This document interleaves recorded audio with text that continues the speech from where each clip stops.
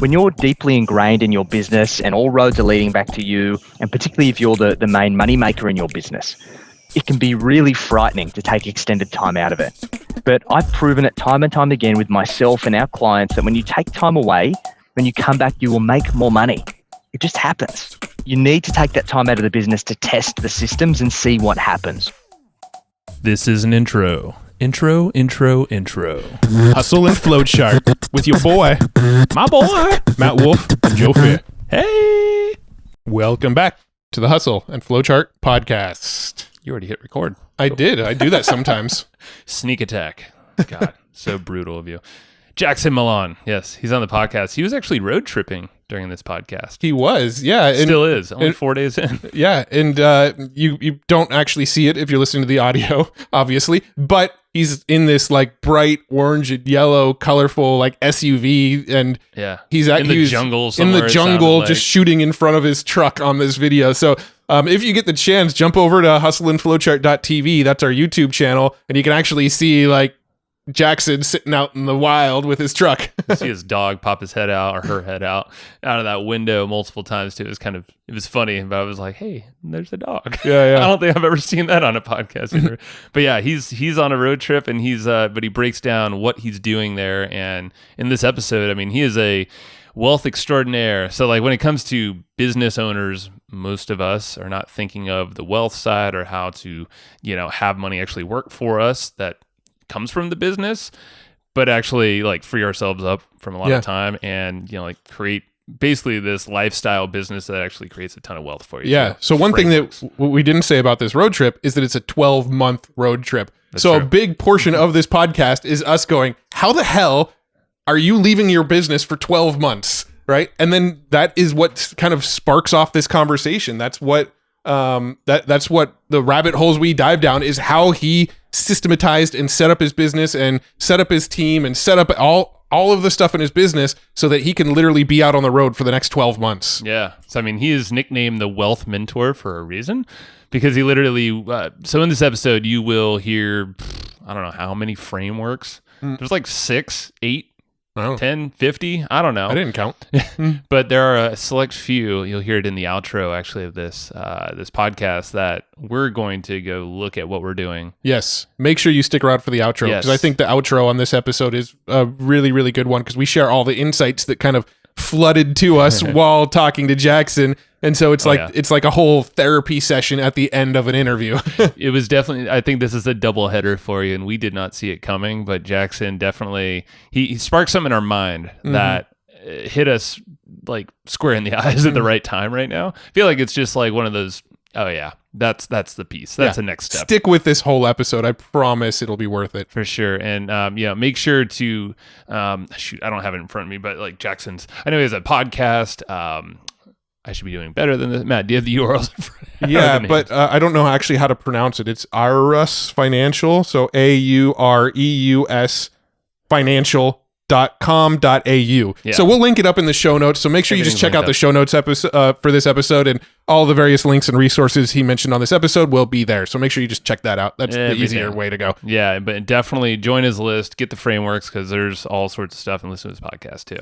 Yep. But Jackson, let's go chat with the man who's on the road or on the trail. I don't know. He's buying like throughout Australia. Yeah. Crazy and go to flowchartgroup.com, grab the notes. If you join that Facebook group, it will ask you for your email address. If you give us that email address, we'll email you the action guide for this episode, and you get the benefit of being a part of an amazing community over in our Facebook group. So go to flowchartgroup.com and do that. And now let's go kick it over to Jackson. Jackson, we're live, and you are in the wilderness, and it's freaking awesome, man. How you doing? I'm doing really well, man. I'm just living in the abyss, just trying to enjoy life as a traveling entrepreneurial gypsy. Nice. So where in the world are you right now? So I'm in a place called Stanwell Tops, which is about an hour south of Sydney, in a place near Wollongong. And basically, I'm on my way heading down to see my mum before we spend a year traveling around Australia in our four-wheel drive and running our business from the road. So it's very exciting. We're day 4 now, so we're still kind of adjusting. I was going to say, you're early on the road and you have the beard like you've been on there for years, and I love it. Exactly. Yeah, man, it's exciting. So, I mean, we got connected through Charles Bird, and that guy is and we've had him on the podcast. A lot of people are just lighting up about his JV connections and processes. And then got connected with you, and I mean, you're so dialed in with what you do as well. I love your approach. And I mean, so you specialize in wealth creation for business owners. And I thought, like we've had some folks on before, and this is always kind of a light bulb moment for business owners that are listening, because I feel like this is the piece that a lot of folks aren't thinking of, or at least maybe they can. Maybe folks don't think they can attain that right now in their level of business or their time in business. So brought you in, and hopefully we can kind of dispel those myths, and maybe someone wants to go on a crazy road trip for a year and still be cool, financially, and grow. I'm really looking forward to diving into it, guys. Like, I think there's a lot of us are taught to kind of shrink ourselves wealthy, and like the beliefs that we have around money and finance, particularly as entrepreneurs, can sometimes be skewed and aren't really conducive to creating what I refer to as a lifestyle business, a business that can actually help you as a vehicle supercharge your path to financial freedom. So I'm all about kind of really flipping the script for business owners, helping them understand the language of money, and then using their business properly to manufacture true financial freedom for themselves and their families. Very cool. Yeah, I was telling you right before we hit record that I just got back from an 11-day road trip with my family, and during that 11 days, I probably got a total of about 30 minutes of work in. I kind of figured out what was the bare minimum I could do on the road, got everything front loaded, did it all ahead of time, and then saved the few little things for on the road. But other than those like 30 minutes that I spent, I didn't manage to get very much accomplished in the business. So I'm really curious to dive in and hear exactly how you're setting yourself up so that you're not stressed out about that kind of stuff. Yeah, you've got to have the right systems. And we've been working on for a year to really dial this in and kind of doing test trips and kind of working out exactly what life on the road needs to look like for us to be productive. And because we've still got a business to run, this isn't really a holiday for us. So this is just the lifestyle that we're choosing to live. So yeah, keen to kind of pull the lid back on that and share with you guys exactly how we've done it. Right on, man. Well, let's make that a big piece. And I'm curious about the background. So before you got into the position into the lifestyle type business that you are running now, what was Jackson like beforehand? Like, was there a shift, like a pivot moment for you? Yeah, let's go back to the beginning, because I guess many people who kind of look at me, they go, oh, Jackson, you don't look like a typical finance guy. Like there's no kind of like three-piece suits and like the polished look. Like you look like a mixture of like a hipster and a hobo. And that's kind of what I'm going for. I don't want to be a typical finance guy because I'm not. And I got into this space because of my parents. My parents were business owners. My mum was a hairdresser. She tried very hard to scale a successful salon and really struggled most of the way. My old man was a bit of a dreamer, entrepreneur at heart, but didn't really stick to any of his business pursuits long enough to really see success. And they always taught me good values as a kid. And they always said, Jackson, like if you want to be successful in life, you need to work hard for it. And this is coming from people that work 16-hour days for as long as I could possibly remember. And I remember realizing pretty early on that there was a disconnect between what they were telling me and the reality of their situation. Because if what they told me was true, they would have been squillionaires. But the reality was they weren't. They'd had to work very hard for every dollar they earned. And ultimately, I realized that there was something missing. They were working for money as opposed to money working for them. And I realized that something needed to change. Now, this particularly kind of come to a head where my old man, he was an incredibly hard worker, my original mentor, taught me so many great things.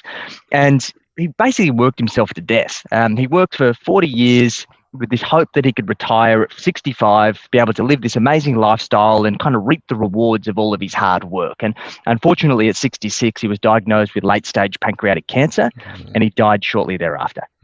And it was like a slap in the face for me, because I could see myself going down that same trajectory of just working so hard, like 60, 70, 80-hour weeks, and putting in the hours, like chasing that seven-figure business at the time, trying to chase all the accolades, trying to fund my lifestyle of driving the sports cars and going on the expensive holidays and living this kind of like high ticket lifestyle. And I realized that there was a big disconnect. This whole idea of deferring gratification for the future indefinitely, for like this greater tomorrow, like saving for the rainy day, it just never resonated with me. And I realized something had to change. So I developed the mantra, live for today and plan for tomorrow. The whole idea of actually being able to have your cake and eat it too as a business owner. Because here's the thing, we all have the ability to create a business that allows us the financial means to support whatever it is that we want. Now, one of the lessons my old man taught me as a kid, and I didn't really understand it when I was younger, but I definitely understand it now, is that anything that you can perceive, you can conceive. And it's just a matter of thinking big enough. And most business owners are one-dimensional planners. They go, okay, I want to hit that 7 figures. I want to achieve this milestone. I want to achieve that milestone. But then all of a sudden, they're focusing on this one thing with their blinders on, and then something else pops up. And they go, oh, I need to choose. I need to choose whether I'm going to grow my business and scale up to 7 figures or beyond. I need to choose whether I'm going to hire that next staff member or go on a 3-month holiday and enjoy downtime with my family without having to worry about my business. And this reason is that shrink yourself wealthy mentality. It just doesn't work. So fast forward, we've scaled a multi-7-figure business. And we've got a team of 27 now. We've got about 600 clients around the world. And once again, I'd fallen into this trap of creating a job for myself. My previous business that I sold about 3.5 years ago, I'd got to a point that it was 7 figures. I could work 4 days a week, 44 weeks a year. I was making fantastic profits. It was a great business. But it just didn't align with my values anymore. It was not the vehicle that was going to get me where I wanted to go. So I sold it. We started Aureus and then kind of fell into the time for money trap. And then I realized, hey, I'm not even following my own mantra anymore.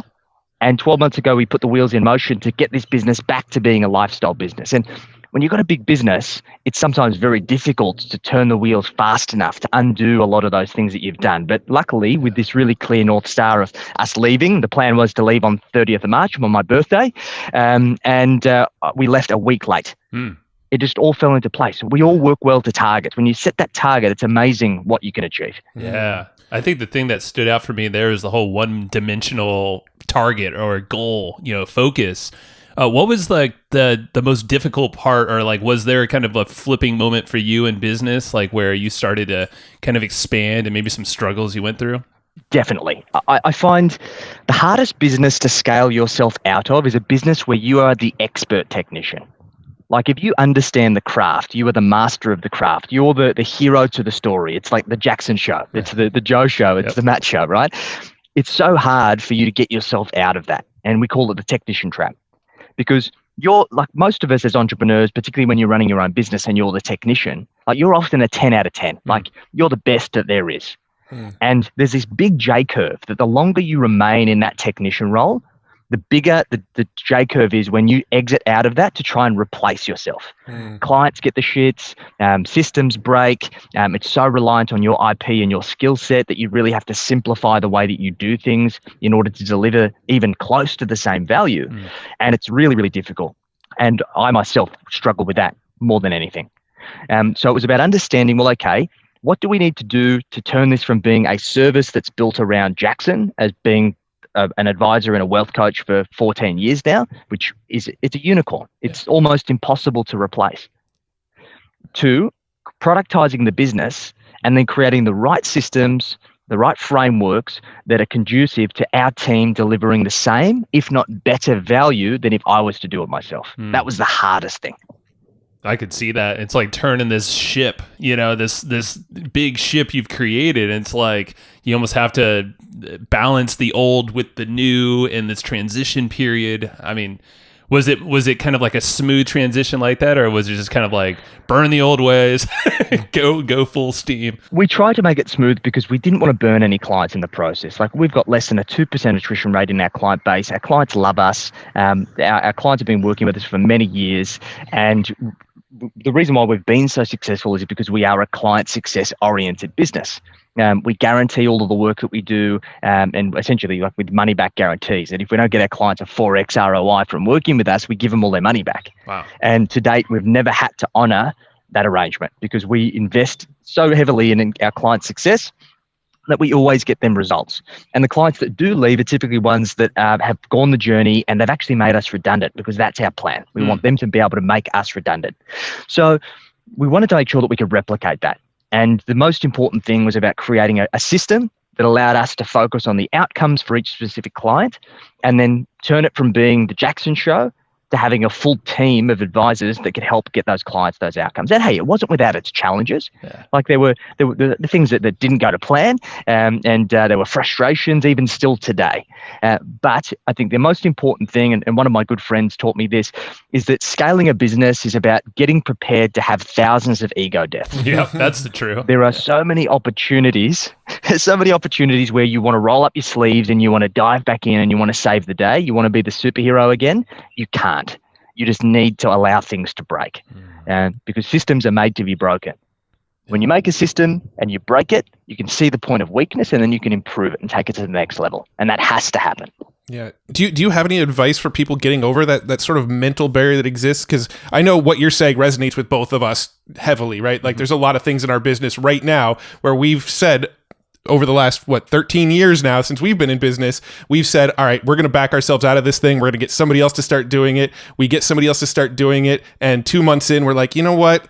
It was working a lot better when I was doing it. Let me just go back to doing this again. And I feel like habits too, on top of that. And I feel like that cycle has sort of repeated itself so many times over the years of us finally going, yes, I got myself out of that.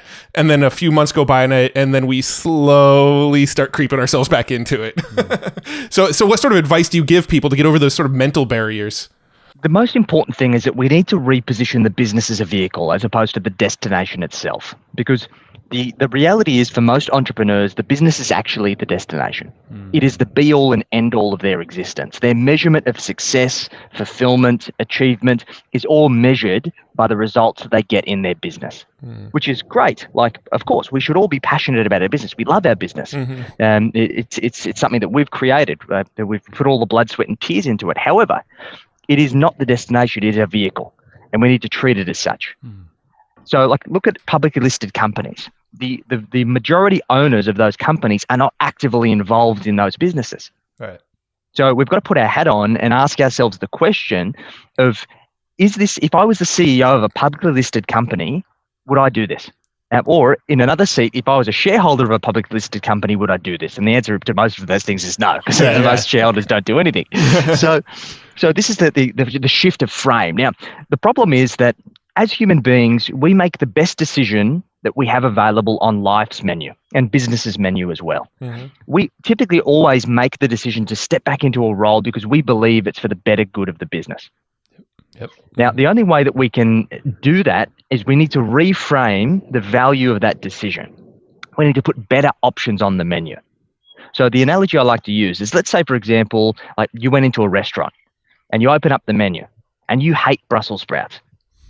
Like, you're never going to order 2 serves of Brussels sprouts, right? Like, give me 2 of those suckers. Yeah, please. I'm looking forward to being miserable tonight while I'm out eating dinner with my partner, right? Yeah. You never do that. You order something, and it's only in hindsight that you realize that it's a bad decision.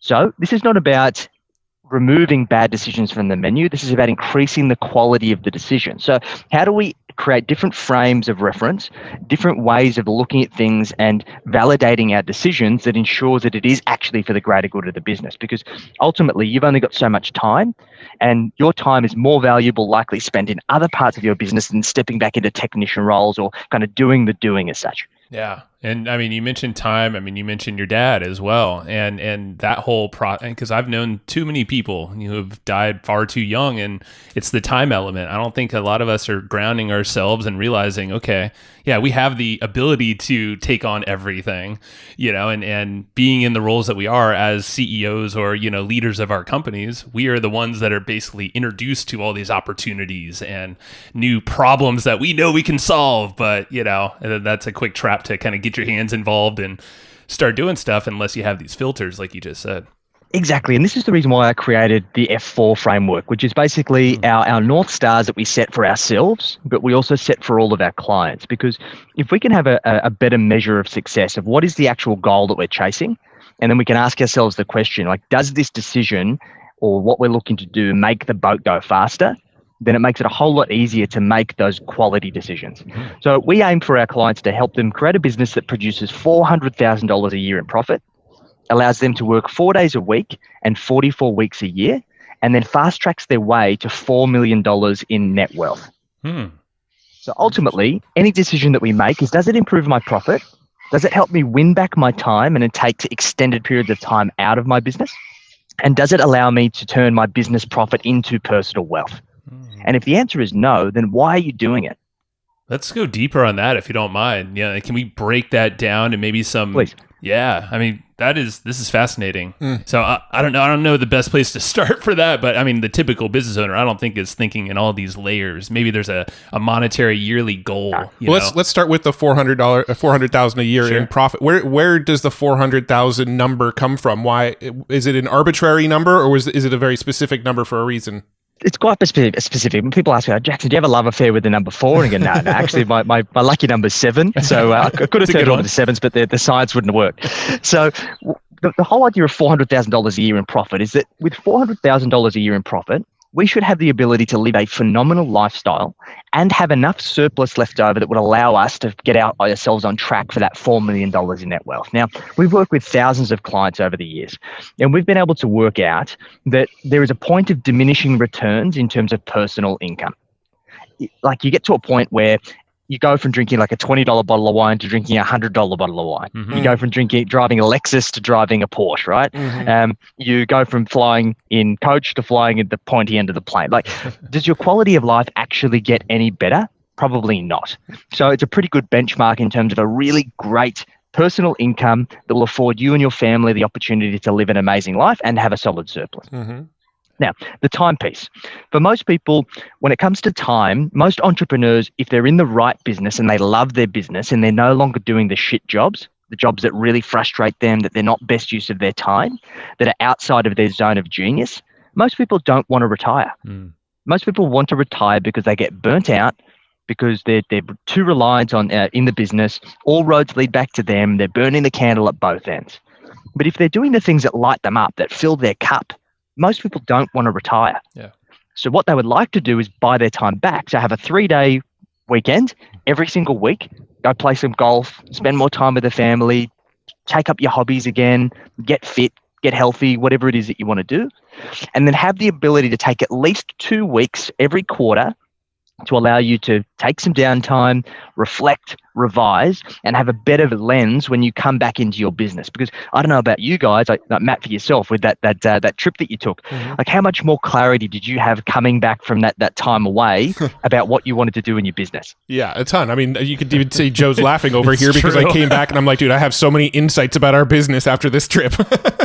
Exactly. There is a direct correlation between time out of the business and the success when you work on your business coming back into it, because we need we need proximity to get things done in our business, but we need distance in order to get the frame of reference and think big picture that will allow us to push our business forward. So it needs to be at a bare minimum 2 weeks every quarter. Cool. And $4 million in net wealth is that if we assume that we get a 5% income, and forgive the birds in the forest here, guys. That's awesome. So if we get $4 million in wealth, and let's assume that we get a 5% income on that wealth, we should be able to produce $200,000 a year in passive income. So if you've got your $400,000 of active income, $200,000 of passive income, imagine the things that you could do. Yep. And then you can reinvest that into higher earning vehicles if you wish, depending on the scenario. But exactly. Yeah. Oh man, there's 3 stages to this, guys. Yeah. Like we go through trading time for money, so then we could trade money for time, so then we can then trade money for money. And that's the aim of the game. That's how people get wealthy and create generational wealth. Yep. Oh man, there's so many different things here. But I think the clarity thing, so going back to the whole time and time away from your business, because I've been thinking a lot about this, and I know every time I go on a trip, this last year has been very wonky for many of us. So I think that's probably stress levels and attention on a business might be heightened more than maybe a new business. So people are even more close to things. But yeah, taking that step back, or even if it's a long 3-day weekend and not being around a computer or phone and just thinking, going into nature is a great way, and just start like it's almost like a whole macro picture. It's like you start, like, you came back with massive insights and you're like, nope, don't like to do that anymore.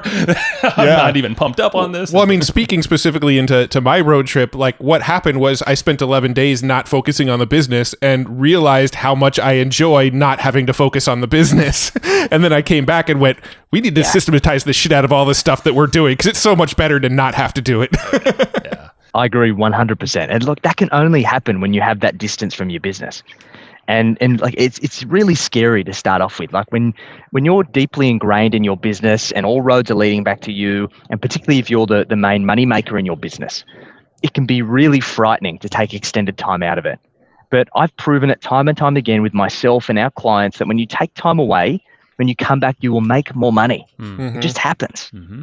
And you need to take that time out of the business to test the systems and see what happens. So this all started for me when I read the 4-Hour Work Week. I was on a plane, I was flying to Brazil, and I was reading the 4-Hour Work Week, and I just had this penny drop. And I go, wow, I don't think I can get my business to 4 hours a week because it's a service business. I think it's a little bit far-fetched for many businesses.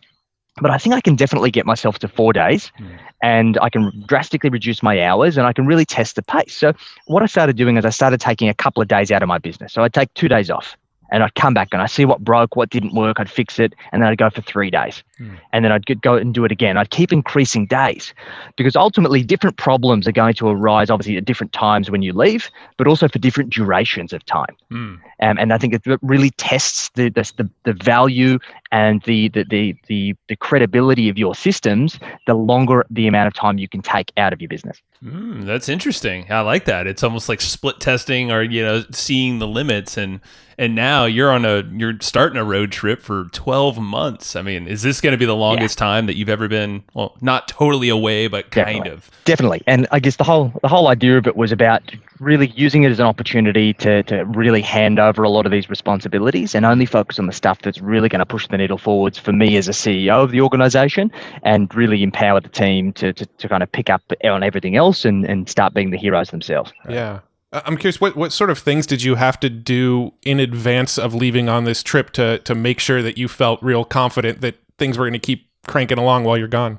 When we built the business, my business partner Sam and I, and we did our original business plan, we realized that we always wanted to be top heavy on client success to make sure that we could always deliver amazing results. So for that reason, we built our back-end delivery teams much faster than what we built our front-end marketing and sales team. So the vast majority of the marketing and the sales activity was done by Sam and I. And for that reason, I realized that, hey, look, if I'm going to be out in the bush and like not out of internet access and like not in contact with civilization, and I'm the money maker, that's not going to work. So the first thing we did is we built a quadrant system. So basically, any decision that we make in the business, we consider the F4 framework. And then the next thing we consider is the needs of the business. So we break it into 4 quadrants. There's marketing, there's sales, there's delivery, and there's growth. And what we do is we consider that cascading from basically left to right. So we go marketing, sales, delivery, growth. And we assess, okay, is our marketing capacity at the moment, do we have enough leads to achieve our goals? Yes or no? And if the answer is no, then we need to focus on that first. Next, we look at sales. Do we have a good system to have our pipeline of prospects and leads turn into paying clients? Then delivery. Do we have the ability to deliver exceptional outcomes to our clients to turn them from clients into raving fans, to get them to refer like crazy? And do we have good utilization of our delivery team?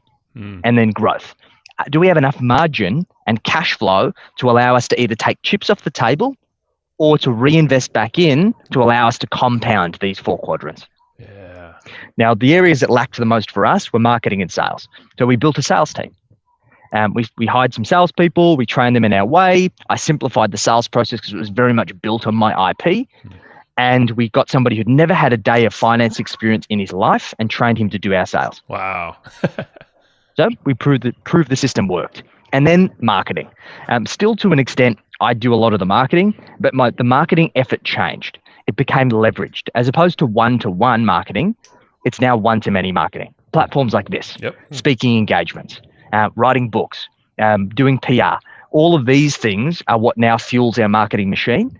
because we deliver a ton of value, and then people just say, hey, I really like what this guy has to say. I want to put my hand up and have a conversation. Super smart. So would this be a similar format you would kind of guide your clients through to sprint to the 400K profit? 100%. And what we found in our experience, guys, is that the vast majority of businesses don't scale because their marketing and sales machine isn't supportive of scaling. Most business owners have this knee-jerk reaction to hire more technicians. And then ultimately they end up always remaining as the moneymaker, and they end up spreading themselves too thin between being a technician, being a manager, and being a leader of the business. You can always find technicians to do the job. That's typically the easiest part, as long as you've got a systemized and productized service offering. Now, if your service offering is too complicated, simplify it and allow just the average person, the median person, when it comes to scaling your business, to be able to do it. Because if you're trying to build a service offering around you being the unicorn, it's never going to work. You're never going to find that person. Yeah. Next thing you need to do is you need to create a really simple sales system. And that comes down to making sure that you're actually selling profitably. One of the first things we do for all of our clients when we analyze their financial trajectory, we help them build their personal financial roadmap. We reverse engineer that into an income target. We tell them how much profit and revenue that they need to produce. And then normally they go, oh shit, that's a lot of sales. That's a lot of clients I've got to work with. And then we ask them, okay, when was the last time you increased your price? Never. Or a year ago, or 5 years ago. And we actually show them, instead of just chasing more leads, what happens if we increase your price by 10% or 15% or 20%? And then the penny drops, because ultimately it costs you nothing to increase your price. If you can articulate your value, then what's stopping it? That's true. Yeah. And then the last thing we do is we help them work out what are their numbers they need to hit, so we can connect the leads that they need in their business to the outcomes that they're trying to achieve personally. So if I can say, hey guys, you need 100 leads a month in order to hit your 400K a year in profit, and that's going to allow you to buy the beautiful house you want, drive the car you want, send your kids to the school that you want, you're going to be a lot more invested to go chase that 100 leads, right? Definitely. Yeah. That's really cool. I mean, it simplifies the whole framework, and it's something you can keep building on top of, which is nice. I mean, because I would assume that's when, that's when the time focus comes into play. It's like, okay, now let's start shaving off some work time of your work weeks and getting yourself in a much higher in position, at least in your role in the company. Exactly. And this is about putting a dollar value on that time as well, because the reason why most people do like what we call the kind of the $20 tasks is because they don't actually have a value on their time, and time is the rarest commodity that we actually have.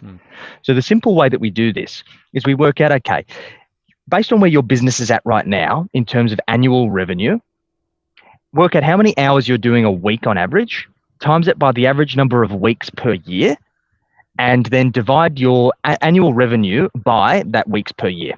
So let's do a quick example here, guys. I'm just going to pull out my trusty calculator. Let's assume that you're doing 60 hours a week and you're doing that 48 weeks a year. So that's 2,880 hours. And let's assume that you're doing $1 million a year in revenue. That means that your hourly rate is $347 an hour. And of course, if you can reduce the number of hours you're working, it means your hourly rate is higher, right? Yep. So what tasks do you do that you couldn't outsource for less than $347 an hour? Not many, right? Yep. Yeah, it's a quick thing. You're like, oh, nope, can't do that. Nope. Well, I'm curious because there is a little bit of a chicken and the egg thing there too. So like, let's speak specifically to maybe smaller businesses that are kind of early on in their growth phase. And I think there's some struggles with feeling comfortable going and hiring, so that's when they sort of develop all these skills, right? They develop the skills in the early day where they feel like they're the expert, and then they never feel comfortable going and paying to outsource it. But also by that point, they feel like they're the expert because they've done it so well in their business. There's like this chicken or the egg thing where it makes it difficult to bring in new people. So, maybe the people that are struggling right now that feel like, okay, I can't afford to hand this off to somebody else, what would you tell them? You can't afford not to, because ultimately the chicken or the egg is ultimately about that you only have so many hours. And by freeing up your hours and investing it into the right place, you will inevitably make more money. And ultimately what we need to work out is there are really low cost solutions that we have available of using VAs and executive assistants overseas that'll cost you about $10 an hour and can get you out of all of the low value tasks. So what I talk about in my second book is what we call the low value task matrix. So we create another quadrant that we've got high value and low value tasks, and we've got love and loathe. And what we want to do is we want to go into a time audit of the last 2 weeks and dump all of your tasks that you've done into each of those 4 quadrants. High value love, high value loathe, low value love, low value loathe.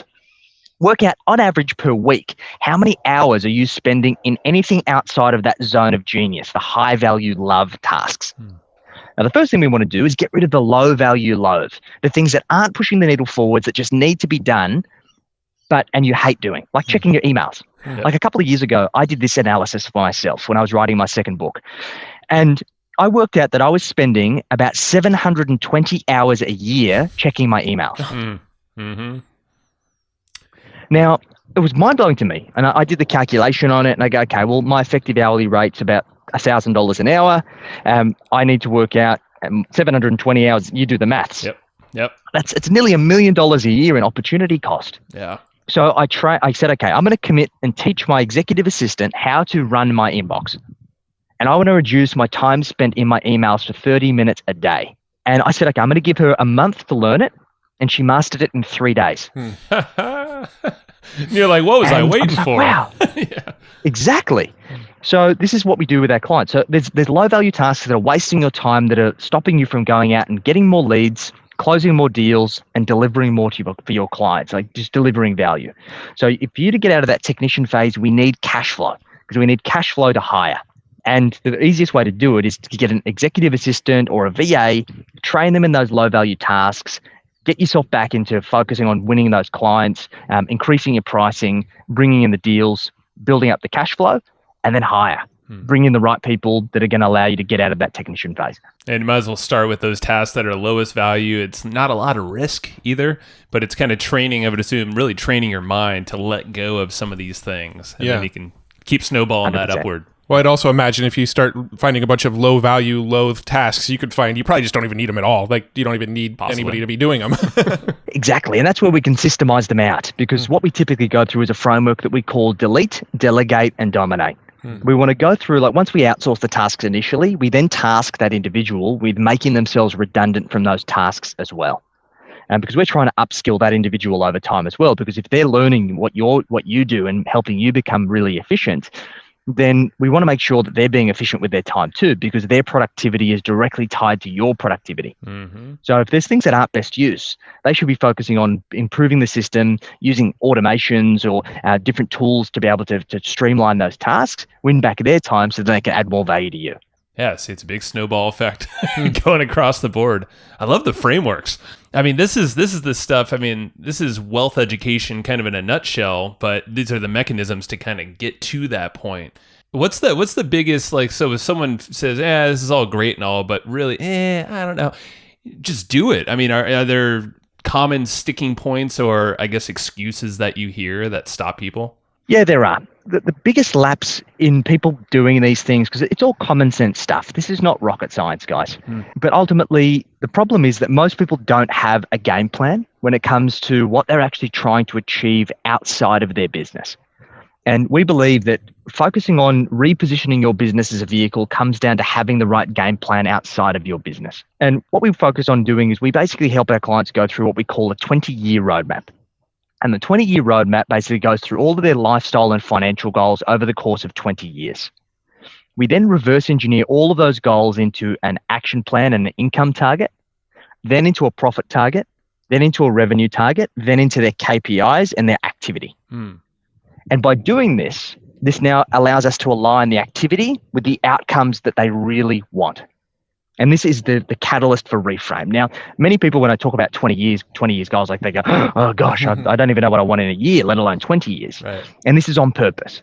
This is about creating a shock to the system to get you thinking bigger picture about the consequences of inaction and the benefits of doing what you should be doing with your business and using it as that vehicle to manufacture financial freedom. Because I think the definition of financial freedom is being able to do what you want when you want. And the vast majority of businesses and business owners have just created a job for themselves. So all we need to do is do the opposite of that. If we can create a business that isn't a job, that we can do the things that we enjoy when we want to do it and have the freedom and flexibility to live life on our own terms, whether that be living in a truck and traveling around like an entrepreneurial gypsy or whatever you define that success to be, then business is fun again.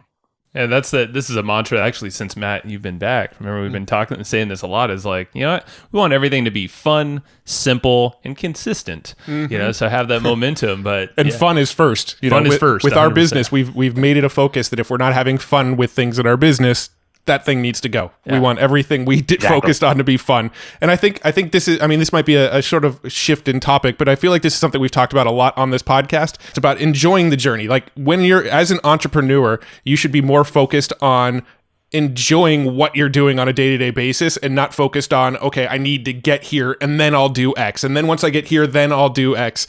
Like the journey should be where you're enjoying it, not getting to that destination.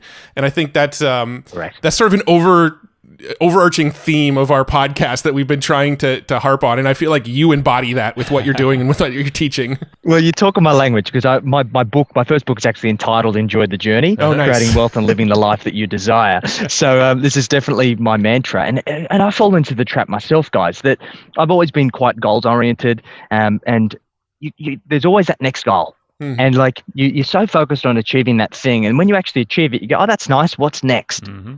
And like you don't even stop to reflect on like the value of your accomplishments. And it's not sustainable because that little voice in your head is always going to say, I want more, I want more, I want more. And it's never good enough. It becomes an addiction. Yeah. And then that's where many people just end themselves in a position where they're down a dark and stormy road because they've been so focused on doing the work that they're actually not on the path for what they actually intended to create in the first place. And it's so hard to unwind. Like you speak to many successful entrepreneurs, whether it be Jack Ma from Alibaba, or you speak to Elon Musk, and all of these individuals, they see all of the kind of the glitz and the glamour, the kind of the $1 billion lifestyles and the kind of the Playboy the Playboy appeal, right? But when you really boil it down, it's like Elon Musk's whenever he speaks and people say, "Don't envy me." Like I'm running multiple companies. I've got all of these kids. I work 16, 18-hour days, 7 days a week. There's nothing to envy. Yeah. And that's not the lifestyle that I want. And that's not the lifestyle that the vast majority of business owners that I work with want either. Right. They want to have a business that fuels their dream lifestyle and allows them to live life on purpose. Mm-hmm. Yeah. Why? I mean, like I know Elon's sleeping at his factory a lot of times, and he will say that. It's like, do you really want to do that with your business? Maybe. Yeah. But yeah, he's probably not the North Star for all of us to embody for a lifestyle. I feel like with someone like Elon, like his life's mission is also the goal of his company, right? Like the goals of his companies are to colonize Mars and to provide more sustainable energy and to reduce reliance on fossil fuels, right? Like his mission in life is also his businesses. I think for most of us and most of the people listening, our mission in life isn't also the goal of our business. Our mission in life is to enjoy time with family, travel more, experience the finer things in life. And the business needs to be that machine that makes that possible for the mission outside of the machine. Yeah, I thought about this a lot. And ultimately, my business is a vehicle for me to live life on purpose because my whole mantra has been, how do I empower as many business owners as possible to manufacture that financial freedom and realize that exact outcome that you've just mentioned, Matt? And this is about getting your business sorted so you can work smarter, not harder, creating wealth so you can live life the way that you want now as opposed to waiting until you're old and grey. And then the third part to this is creating generational wealth so you can provide future generations with the opportunity to do things that fill them with purpose, not have to work because they have to. And this is my life's work and what I'm committing myself to, of just educating people around achieving those milestones, because I feel that if more people can create generational wealth, can allow their future generations to pursue the things that they're truly passionate about because they don't have to worry about money anymore, I think the world's going to be a better place. And it might even be a bit of break in the cycle. Like if we go back to, our parents, a lot of them have had to work a lot of hours. And then before that, like there was, the Great Depression type era, and there are all these there are a lot of war, like there's a lot of this, like you got to work really hard kind of thing. And as entrepreneurs, you're right. I mean, it's kind of like the warriors of old time. Like we're always on the hunt. We're always after the next big game or the big thing, and it's hard to just appreciate the moment sometimes for us to slow down and focus on what's truly important or where we're originally after. It's not just, let's go hunt and kill everything. It's like, no, hold on. Eat what you got or maybe enjoy. And I don't know where this analogy is going, but the whole point is like, yeah, it's hard to turn off that mind when you're so after it, as an entrepreneur. It definitely is, mate. And I think it comes from one of two places. It comes from either social conditioning, that we're in the rat race. It's what everyone else is doing, and so it's what we think we should be doing, and we just haven't taken the time to stop and actually ask ourselves if that's what we really want. Or it's an indicator that there's something deeper missing. You're compensating for not truly being happy or fulfilled in your life. And it's a harsh reality for many, and I know that I fell into that trap for a very long time. It was actually prior to my father's passing, I was that individual. I was constantly trying to keep up appearances, to appear to be this hugely successful person, like wearing all of the brand names, driving the sports car, like kind of look at me. And it was a compensation for lacking happiness and fulfillment. And it was only when my father passed away that I truly understood that something was missing and I wasn't living life properly. Yeah. No, I actually really, obviously I'm going to qualify this with the coronavirus, and the pandemic was a horrible thing and all that, but there is some good to come out of it. And I think one of the things that is sort of a positive to come out of it is the way businesses are kind of trending and the way the sort of workforce is trending right now. I think it's been a big eye-opener for a lot of companies that, hey, we don't need people to come into the office every day, but it's also been a big eye-opener for the employees realizing there's actually a better way, and maybe this whole like 9 to 5 days a week sort of thing isn't all it's cracked up to be. Maybe, and I do really think that the coronavirus pandemic sort of shifted the way a lot of people think about work and lifestyle and how they blend together. And I really do think we're sort of in a time right now where people realize like you can kind of blend the two together, and there can be fluidity between your personal life and your business, and you can, travel and still work for somebody else and that sort of thing. And I think that's one of the really good things to come out of the pandemic. And I feel like people like us we might have figured out a little bit earlier than that, but I do feel like there's this kind of cool global trend that's happening in that direction right now. I agree with that completely. Like, it was famously said by Winston Churchill, if we fail to learn from history, we're bound to repeat it. And if we go back like 150 years, the vast majority of people were self-employed. Like employment didn't exist. Employment is a construct of the last 100 years of the Industrial Revolution, because they needed employees to fuel the machine. But I think now it's coming full circle, and people are coming back to really wanting that freedom and flexibility. And I think far more people are going to become self-employed as part of the process. Yeah, absolutely. Definitely agree. Yeah. So I don't know. This is, I want to see more people doing road trips like you around wherever they live or elsewhere. And just to kind of, I want to get your vision on what you're doing, because I want to get a little glimpse of like what you do. I've seen your dog pop its head out a couple times. I'm also curious about like sort of what, along the same lines of what Joe's asking, I'm curious about like what sort of equipment you're using and how you actually making this work on the road. 100%. Look, hopefully the listeners can appreciate the authentic experience of all of the noise in the background and everything that's going on. But I guess that's life on the road. So basically when we realized we wanted to do this 12 months ago, and we decided that we wanted an overlanding vehicle because we wanted to be able to go places where other people without this type of setup could never go.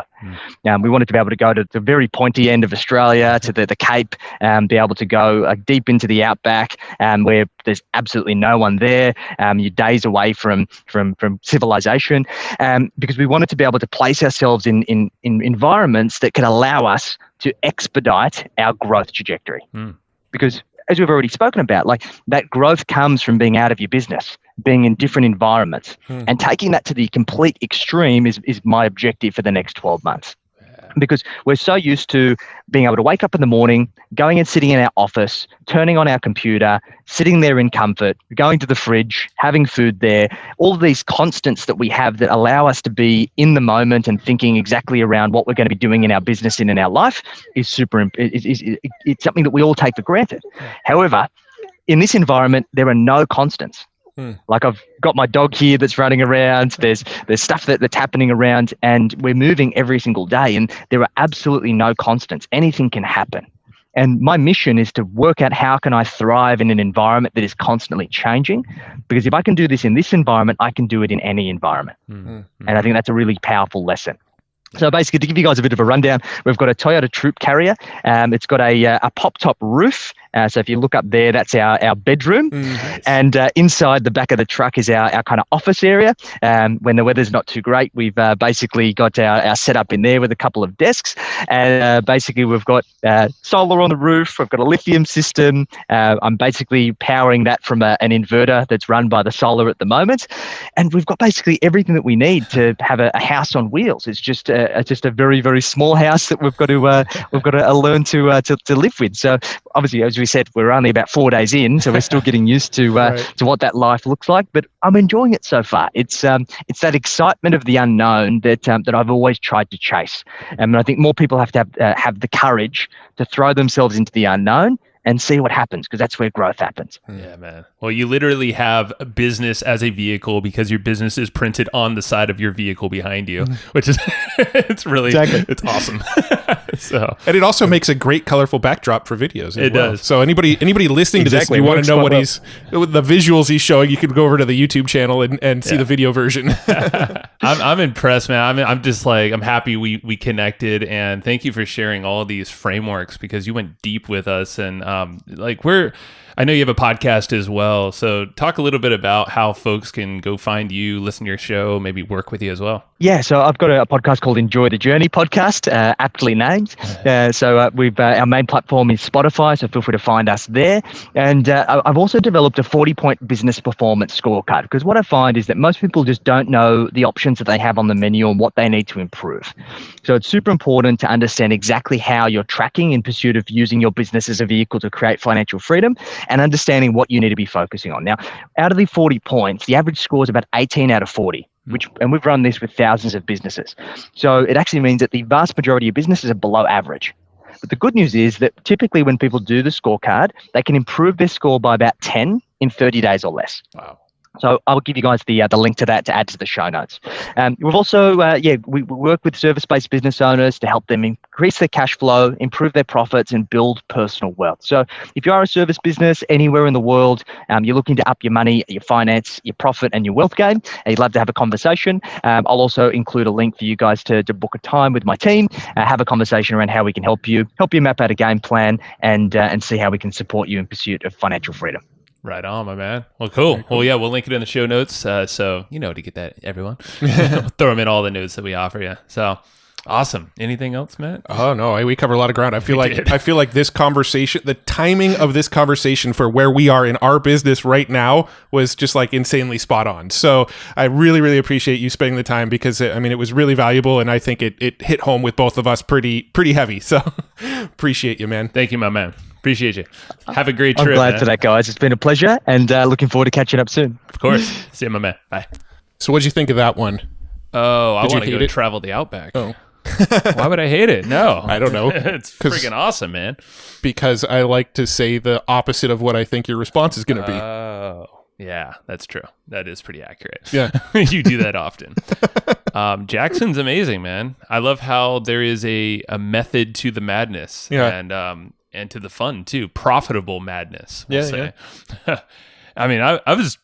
Well, what did you think? Because I had some chats with Jackson prior to, but this, I mean, I felt like you said, it's very timely. You know, this landed right at home at the right time. Well, I mean, some of the stories we were telling on this episode are, I mean, they're legitimate. We don't lie very often. Well, Matt, sometimes. No, just kidding. No, but like I went on this road trip and I came back from it, and like my insights on this trip were, I was gone for 11 days and the business didn't totally break or get destroyed. I mean, Joe didn't manage to burn it to the ground.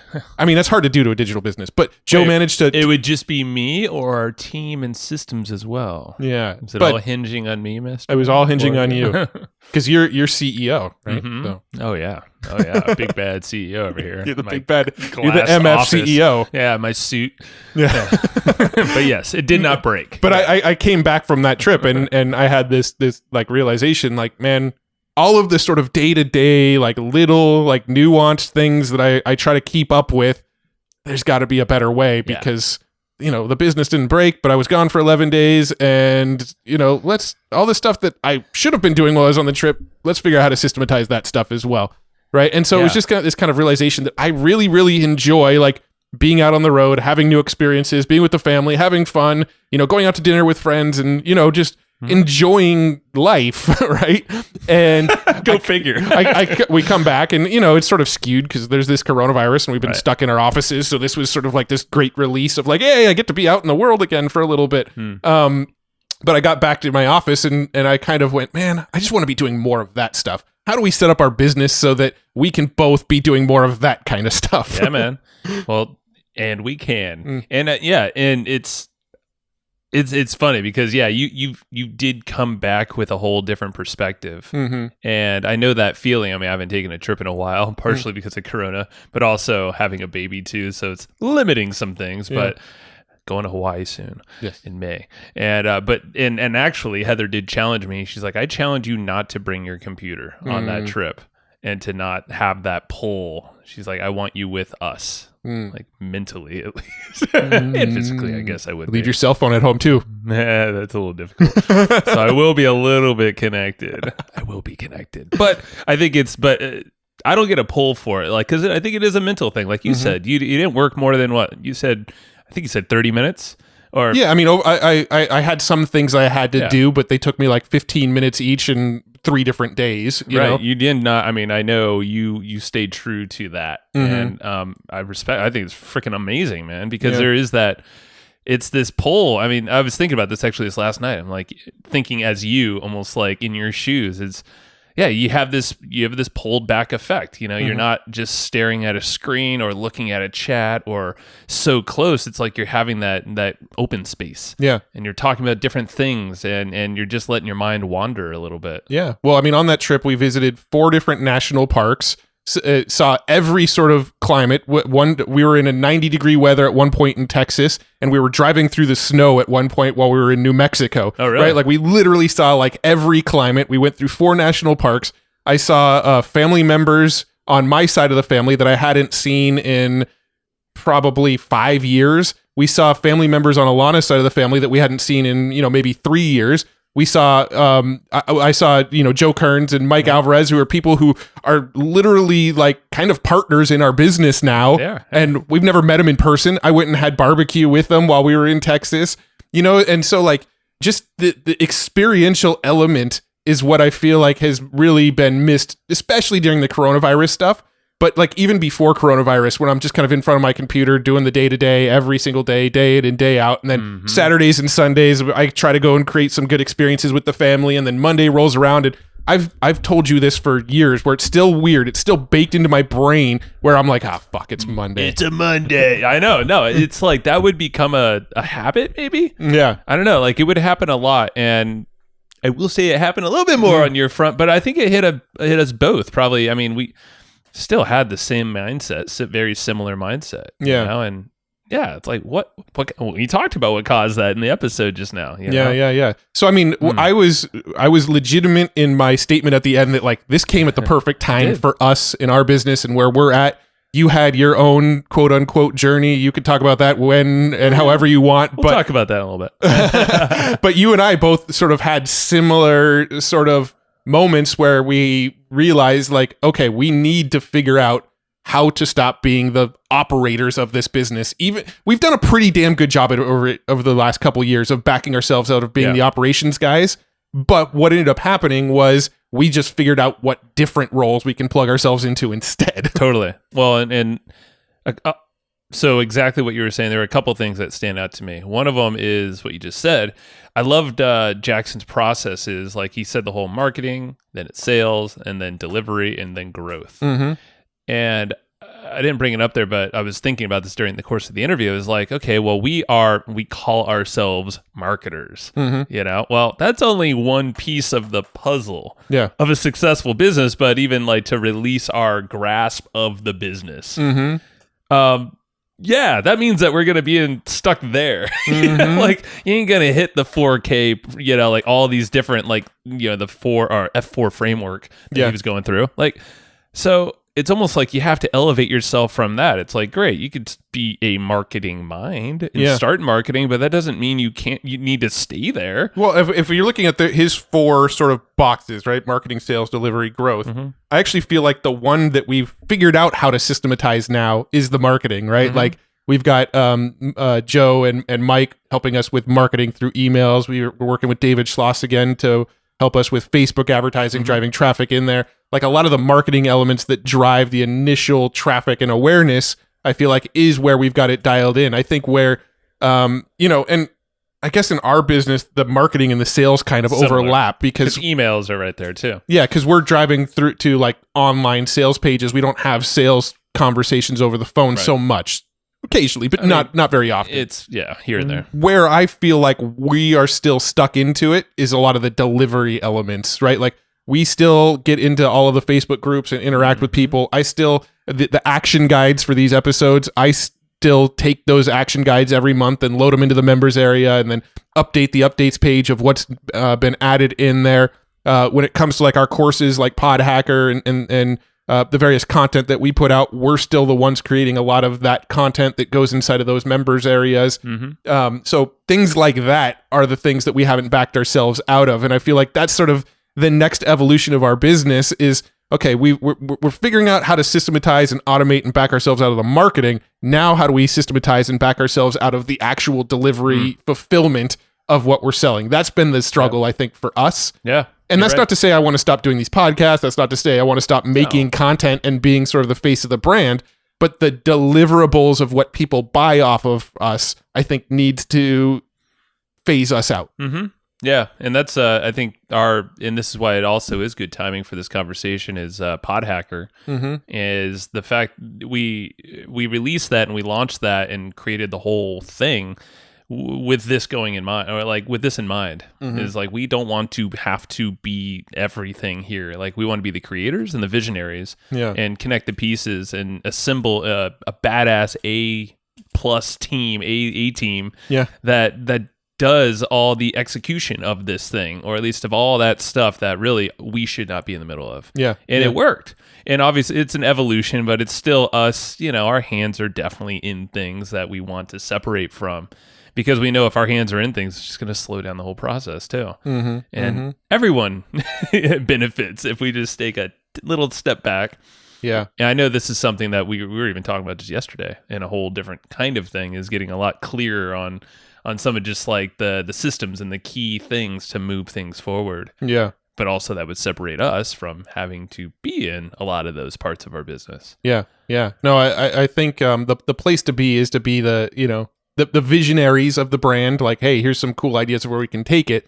But then the actual marketing, sales, delivery, growth, all of those elements are handed off to team members. Yeah. And I think we're getting there. And another big like drive for me lately, and I kind of feel like you might have some of the same drive as well, but for me lately, I've been really sort of driven and motivated by like creative pursuits, right? And a lot of the business and the marketing stuff we do is very sort of tactical, methodical, like sometimes monotonous, doing the same stuff day in, day out, right?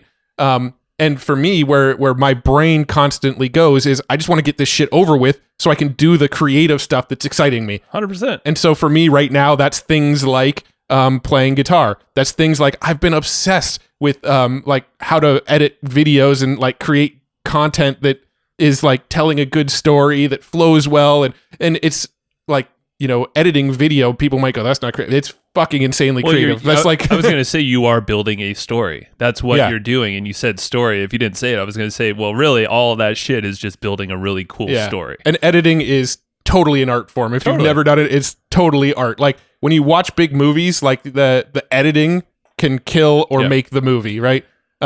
Same exact actors, same exact shots, same exact story, script, everything. If the editing sucks, the movie's going to suck. Dude, I mean, okay, so we're both creatives at heart, obviously, because when we started off, we were both making videos in your garage with sitting in your Suzuki Samurai or on it with cut-off t-shirts with Corona beer on not coronavirus, the Corona beer. Yeah, this is way pre-Corona. This is probably circa 2000.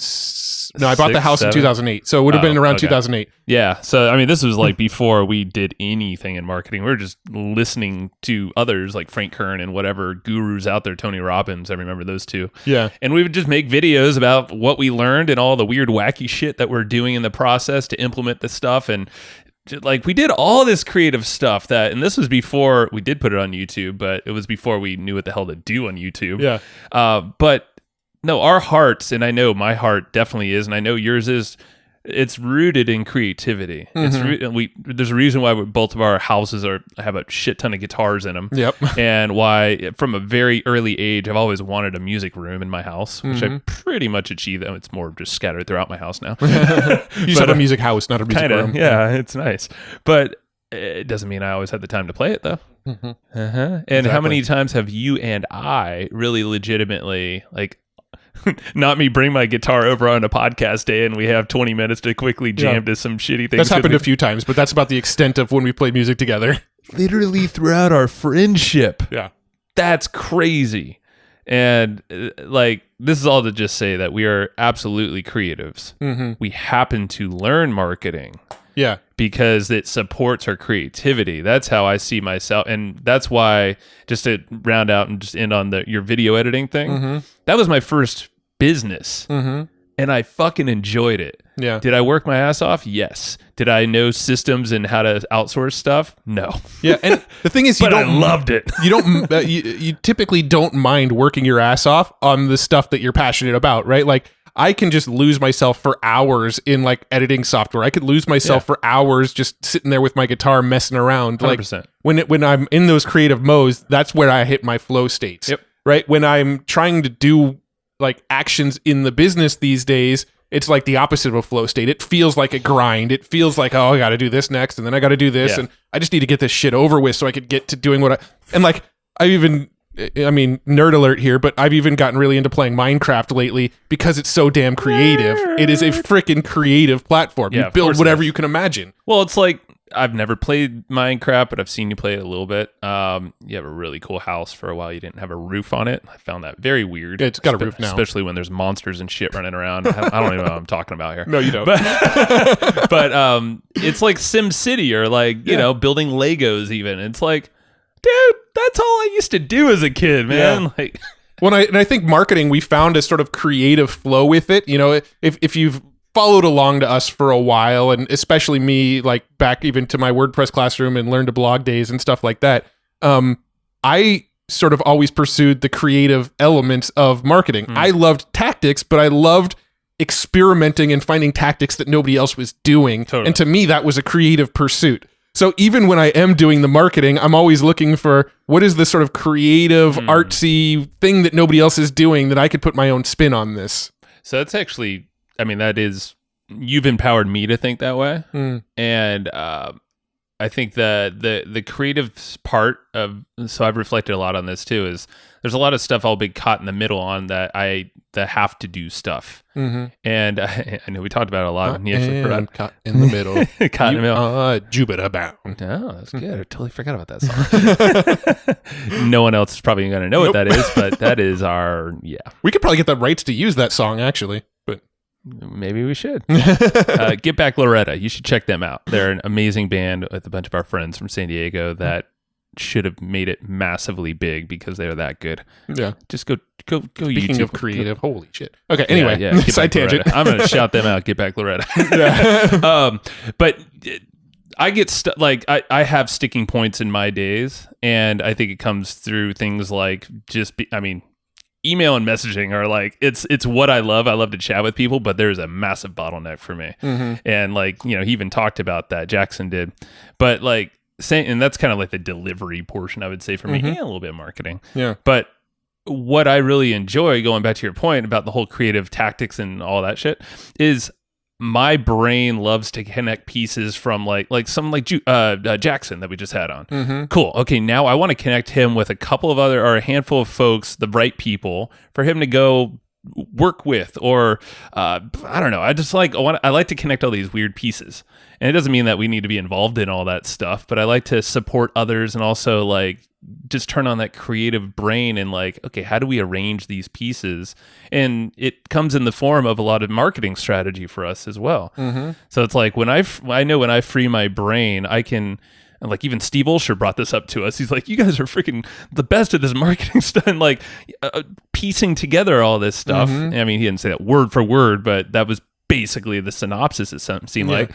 And it's exactly true. It's like when you and I are backed away from the minutia, the stuff that have to do things, our brains light up with all these different things that are possible. And then we love to just give that to our friends, or maybe that's a future partnership or something, or it could be a new affiliate promotion or some crazy marketing strategy that our team hasn't thought about, and we're like, holy crap, yeah, we should do that. I'm like, great, we can't be in the middle of this because that's not us, but we'll feed it, we'll build it, or help build it.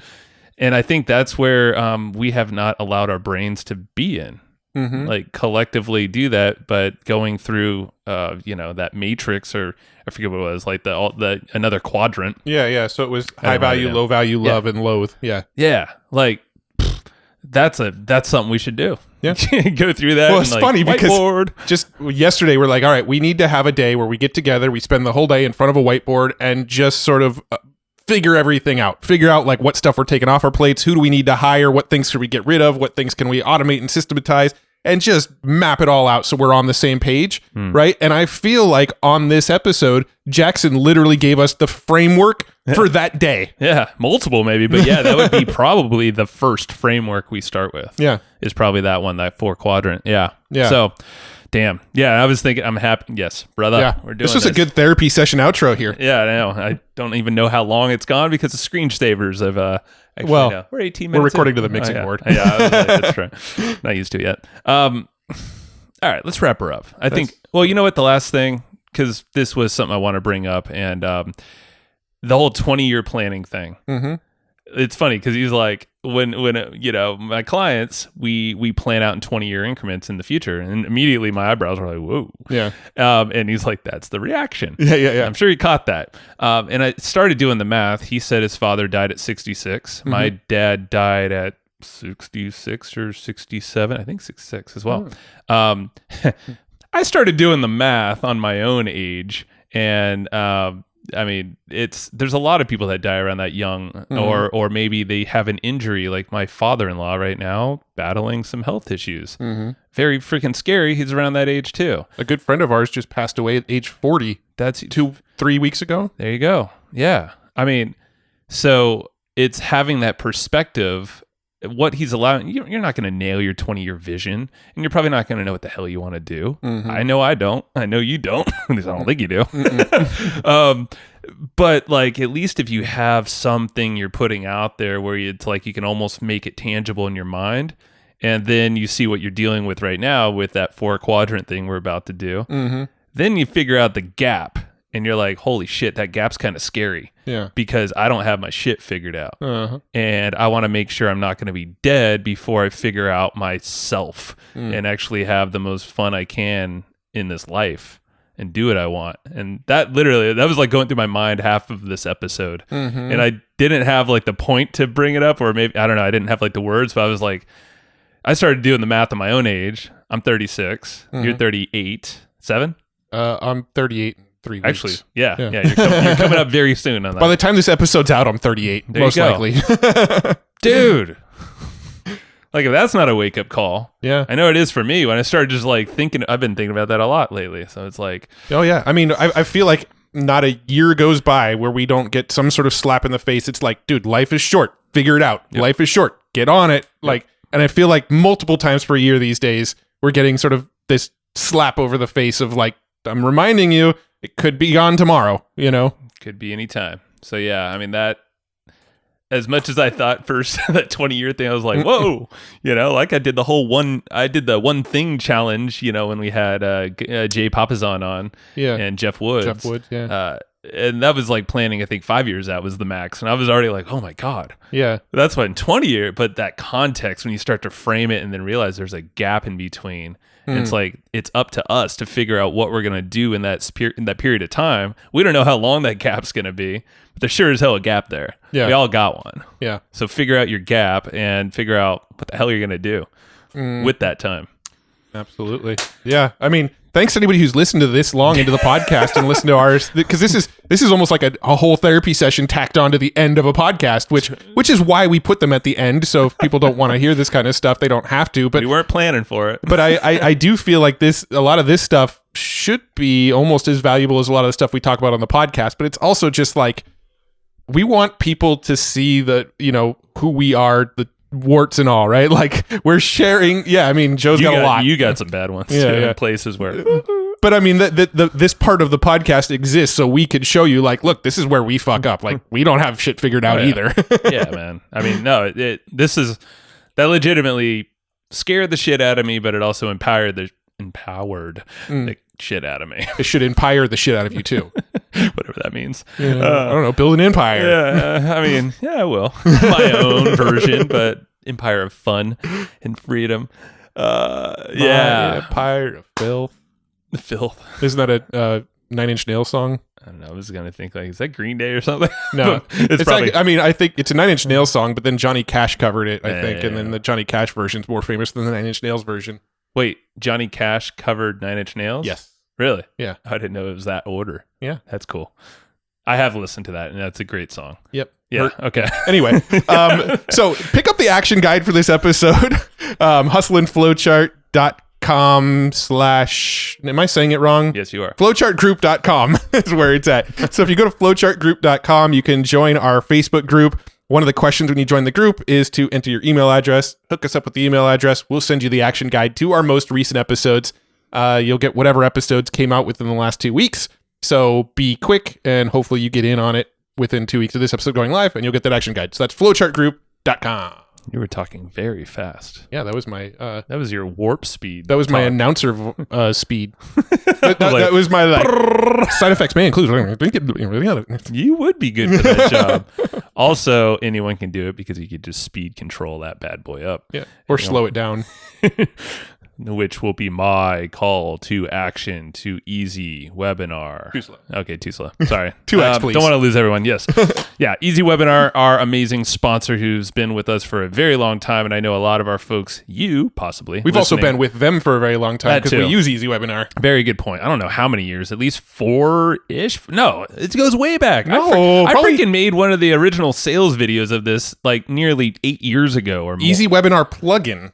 We go back to when it had plugin in the name. Don't go there though. That's not the point. Yeah. Easywebinar.com/hustle is where you should be going. Yes. Point of this is saying we have a lot of history with that company and with Casey, the founder. He's absolutely amazing, but his head is been in this game for longer than anyone else I know. So obviously the platform will reflect that. So go to easywebinar.com/hustle. That is very important to put the /hustle at the end of easywebinar.com/hustle.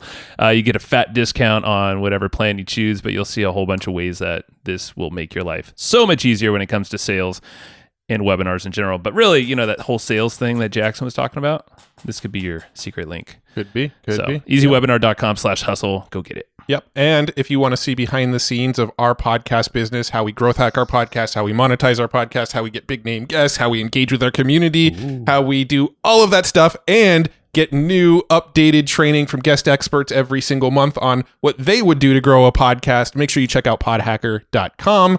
There might be a wait list right now. It might be open. I don't know, but go to podhacker.com and either way, get on the wait list or join.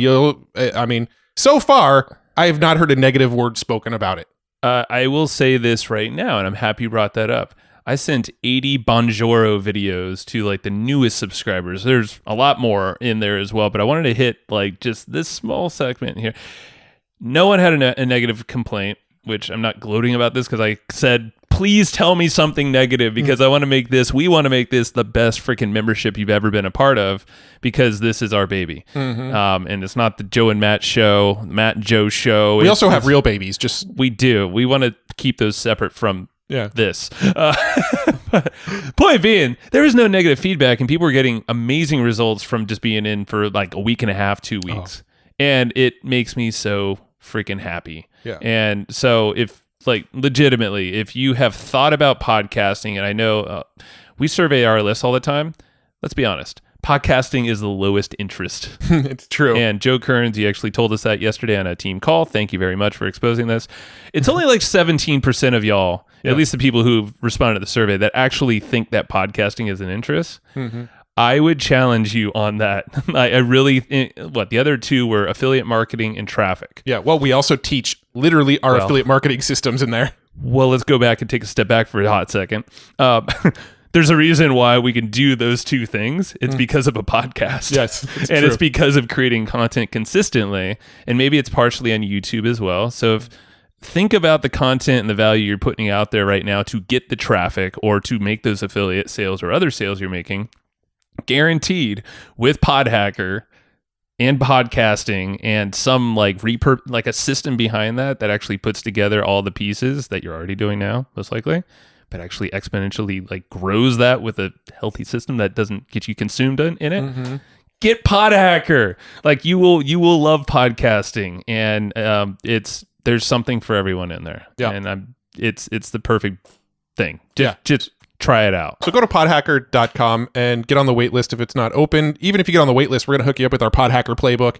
That's a good point. So, yeah. So go get it, podhacker.com, and tell others about it. We'd appreciate you. Yep. And thank you. Yeah. And if you enjoyed this episode, which who didn't?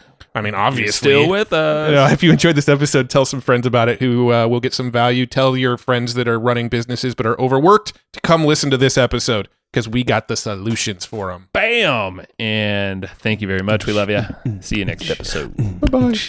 Thanks, everybody, for listening to this episode of the Hustle and Flowchart podcast. Before taking the time to listen, we want to give you something a little bit special. Every single episode that we do, we actually have somebody on our team take notes. We basically have a Cliff's Notes version of every episode where you can go and find all of the tips and tactics that they laid out, all of the resources that they laid out, all the good stuff from this episode. We actually have a nice, simple notes version that you can find on our website. So go to evergreenprofits.com, find this episode that you just listened to, and give us your email address, and we'll send you the notes. Thanks for listening. Go get it. Wiki.